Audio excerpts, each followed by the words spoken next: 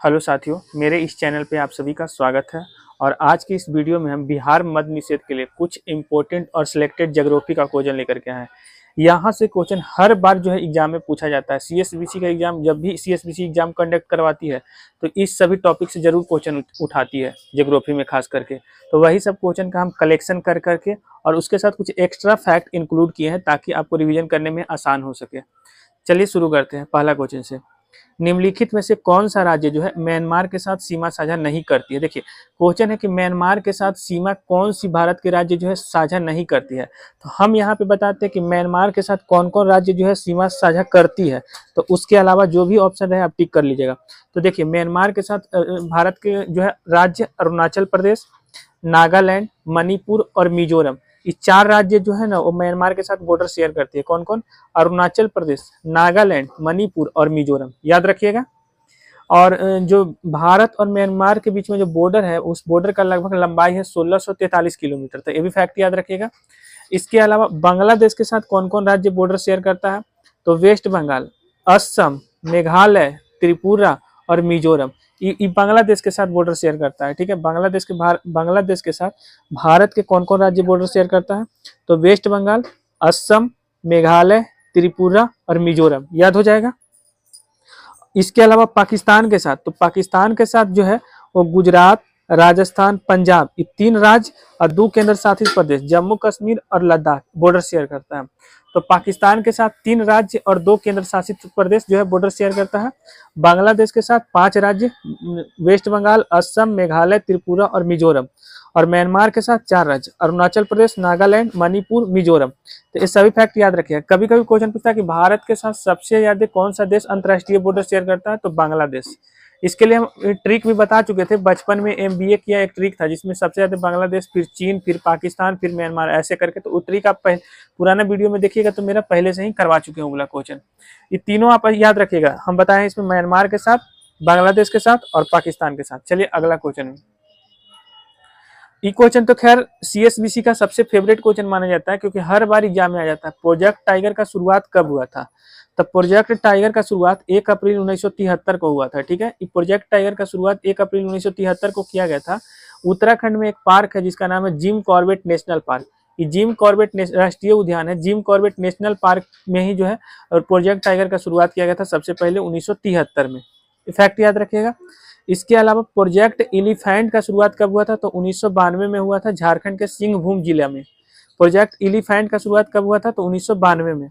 इसके अलावा गेंडा संरक्षण परियोजना कब आया था? तो 1987 में आया था गेंडा संरक्षण परियोजना। इसके अलावा प्रोजेक्ट घड़ियाल या मगरमच्छ, याद रखिएगा, 1975 में आया था। और प्रोजेक्ट डॉल्फिन जो है 2020 में आया था। तो ये पांचों याद रखिएगा। प्रोजेक्ट टाइगर 1973, प्रोजेक्ट एलिफेंट 1992, गेंडा संरक्षण परियोजना 1987, प्रोजेक्ट घड़ियाल या मगरमच्छ 1975 और प्रोजेक्ट डॉल्फिन कब आया था? तो 2020 में आया था।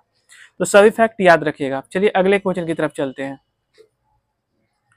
अगला क्वेश्चन है कि प्रायद्वीपीय भारत की सबसे बड़ी नदी कौन सी है? देखिए प्रायद्वीपीय यानी पेनिसुलर इंडिया की, तो प्रायद्वीपीय भारत की सबसे बड़ी नदी जो है वो गोदावरी नदी है। गोदावरी नदी, जिसको कि बूढ़ी गंगा भी कहते हैं या दक्षिण गंगा भी कहते हैं। ठीक है, तो दक्षिण गंगा या बूढ़ी गंगा दोनों गोदावरी को ही कहते हैं। और ये प्रायद्वीपीय भारत की सबसे बड़ी नदी है। इसका जो है उद्गम स्थान कहाँ है, उत्पत्ति कहाँ से होता है? तो नासिक के त्र्यंबकेश्वर से इसका उत्पत्ति होता है। तो ये भी फैक्ट याद रखिएगा।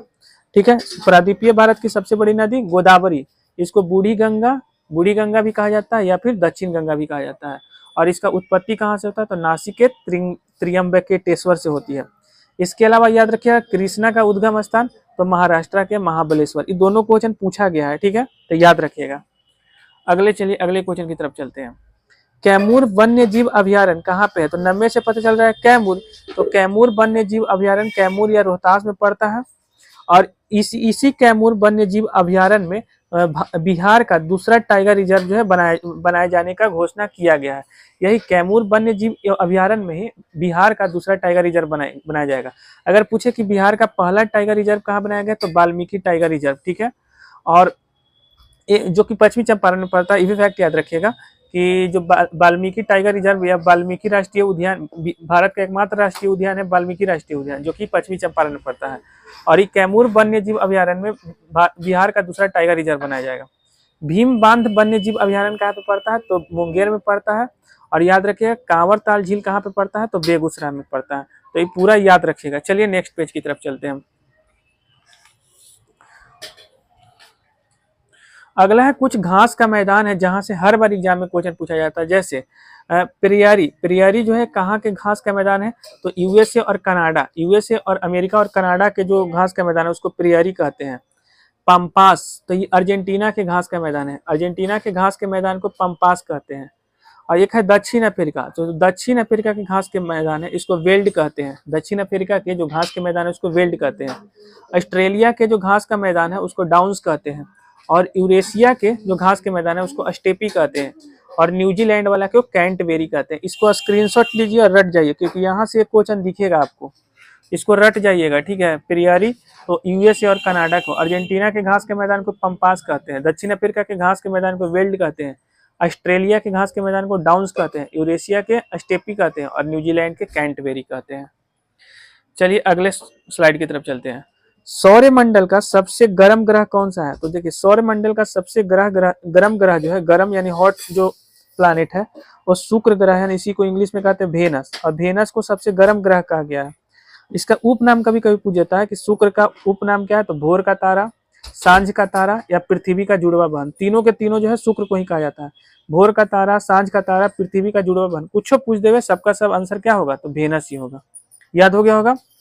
एगो एक्स्ट्रा फैक्ट इसमें ये है ना कि पूरे सौरमंडल में दो ऐसे ग्रह है, शुक्र और अरुण ग्रह, वेनस और अरुण ग्रह, दो ऐसे ग्रह है जो पूरब से पश्चिम घूमता है, ठीक है, अपने ध्रुव पर पूरब से पश्चिम घूमता है। और बाकी जितने भी ग्रह है वो पश्चिम से पूरब घूमता है, ठीक है। तो क्वेश्चन पूछेगा ना और ऐसे दे देगा कि निम्नलिखित में से कौन से ऐसे ग्रह है जो पूरब से पश्चिम घूमता है, क्वेश्चन ऐसे रहेगा। तो शुक्र या अरुण टिक कीजिएगा वहां पे, ठीक है, जो ऑप्शन में रहे उसके अकॉर्डिंग याद हो जाएगा ना। पूरब से पश्चिम घूमने वाला दो ग्रह, तो शुक्र और अरुण। आगे चलिए, अगला क्वेश्चन है कि पृथ्वी का बाहरी परत जिस पर हम लोग रहते हैं क्या कहते हैं, तो देखिए पृथ्वी के बाहरी परत जिस पे हम लोग रहते हैं उसको क्रस्ट कहते हैं, इसी को हिंदी में कहते हैं भूप्रपटी। देखिए ये पूरा मान लीजिए ना कि पूरा अर्थ है, अर्थ को एक छोटा सा टुकड़ा में निकाले तो ऊपर वाला को कहते हैं क्रस्ट, बीच वाला को कहते हैं मेंटल और नीचे वाला को कहते हैं core. Crust, mental, core. Crust जो है वो सियाल से बना होता है। क्रस्ट किससे बना होता है, सियाल यानी सिलिका और एल्यूमिनियम से बना होता है। और ये सबसे पतली और ठोस होता है। याद रखिएगा क्रस्ट किससे बना होता है, सियाल से यानी सिलिका और एल्यूमिनियम से। दूसरा में आ जाइए मेंटल, तो इस सीमा से बना होता है। सीमा मतलब कि सिलिकॉन और मैग्नीशियम से बना होता है। जो मेंटल होता है वो सीमा से बना होता है। और ज्वालामुखी जो फटता है उस टाइम जो मैग्मा आता है वो यहीं पे पाया जाता है, मेंटल में ही पाया जाता है। और तीसरा है कोर, जो नीफे से बनता है, निकेल और फेरस से बनता है। ये पृथ्वी के आंतरिक और अत्यधिक गर्म जो है होता है। तो तीनों याद हो जाएगा ना, क्रस्ट, मेंटल, कोर। क्रस्ट सियाल से यानी सिलिका और एल्यूमिनियम से बना रहता है, यही क्वेश्चन पूछेगा आपसे। मेंटल जो है सीमा से बना होता है, सिलिका और मैग्नीशियम से। कोर जो है नीफे से बनता है, निकेल और फेरस से बनता है। कोई दिक्कत नहीं है। अगला चलिए, भारत का सबसे ऊंचा सीधा गिरने वाला जलप्रपात कौन सा। भारत का सबसे ऊंचा भी है और सीधा गिरने वाला जलप्रपात जोग जलप्रपात है, या इसी को महात्मा गांधी जलप्रपात भी कहते हैं। तो याद रखिएगा भारत का सबसे ऊंचा और सीधा गिरने वाला जलप्रपात कौन है, तो जोग जलप्रपात है। इसी को कौन सा जलप्रपात कहते हैं, तो महात्मा गांधी जलप्रपात कहते हैं। इसका एवरेज ऊंचाई कभी कभी पूछ देगा तो 253 मीटर। ऐसे ऊंचाई नहीं पूछेगा, ज्यादातर क्वेश्चन आपसे यही पूछेगा कि भारत का सबसे ऊंचा और सीधा गिरने वाला जलप्रपात कौन है, तो जोग जलप्रपात है। इसके अलावा याद रखिएगा शिव सुंदरम जलप्रपात कावेरी नदी पे है, बिहार पुलिस में पूछा गया था। कावेरी नदी पे है, कर्नाटक में पड़ता है। शिव सुंदरम कहाँ पे है, तो कावेरी नदी पे। कहाँ पड़ता है, तो कर्नाटक में। कुंचिकल जलप्रपात कहाँ पे है, तो बराही नदी पे पड़ता है, ये भी कर्नाटक में। दोनों याद रखिएगा, शिव सुंदरम भी कर्नाटक में, कुंचिकल भी जो है जलप्रपात कर्नाटक में पड़ता है। बशर्ते शिव सुंदरम कावेरी नदी पे और कुंचिकल बराही नदी पे, ठीक है। चलिए नेक्स्ट पेज की तरफ चलते हैं।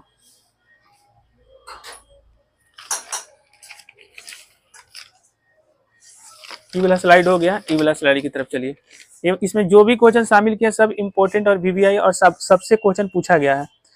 वायुमंडल के किस परत में मौसम संबंधी घटना दिखता है, तो देखिए वायुमंडल के जो क्षोभ मंडल होता है ना, जिसको इंग्लिश में कहते हैं ट्रोपोस्फियर, तो यही क्षोभ मंडल में जो है ना वो मौसम संबंधी घटना दिखता है, ठीक है। और ये सबसे निचली परत है। हर बार क्वेश्चन पूछा जाता है मौसम संबंधी घटना कौन से परत में, वायुमंडल के कौन से परत में होती है, तो क्षोभ मंडल में। इसके अलावा समताप मंडल में याद रखिएगा कि हवाई जहाज और ओजोन लेयर पाया जाता है। हवाई जहाज यही पे उड़ता है और ओजोन लेयर भी इसी में पाया जाता है, समताप मंडल में। मध्य मंडल जिसको मेसोस्फीयर कहते हैं, इसमें ठंडी सबसे ठंडी परत है। और आयन मंडल में आयन पाया जाता है और रेडियो वेव यहीं से टकरा करके वापस आता है। और लास्ट है वही मंडल जिसको कि सबसे ऊपरी परत या अंतिम परत कहते हैं। इतना आप लोग जो है ना याद कर लीजिए। पहले जल्दी हम पार्ट 2 भी लेकर के आएंगे, तब तक के लिए आप लोग चैनल को सब्सक्राइब करके रखिएगा और बेल आइकन को प्रेस कर लीजिएगा। और ज्यादा से ज्यादा अपने ग्रुप में सभी दोस्तों को शेयर कीजिएगा ताकि मोटिवेशन मिलता रहे और इस तरीके का वीडियो हम आपको देते रहें।